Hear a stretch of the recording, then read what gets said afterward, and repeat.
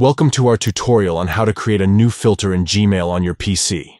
Filters in Gmail can help you automatically organize and manage your incoming emails. Let's get started. Step 1.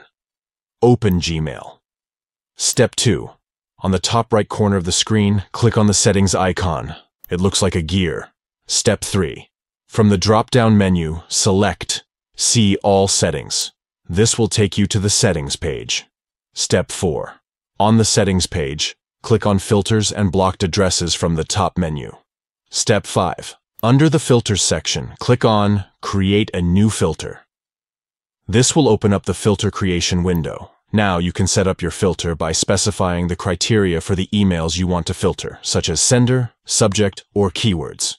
You can choose to automatically apply labels, mark as important, archive, delete, or forward emails that match your filter criteria. With filters, you can effectively manage your inbox and ensure that important emails are prioritized and organized. Thank you for watching our tutorial. Don't forget to subscribe to our channel for more helpful tips and tricks to enhance your Gmail experience.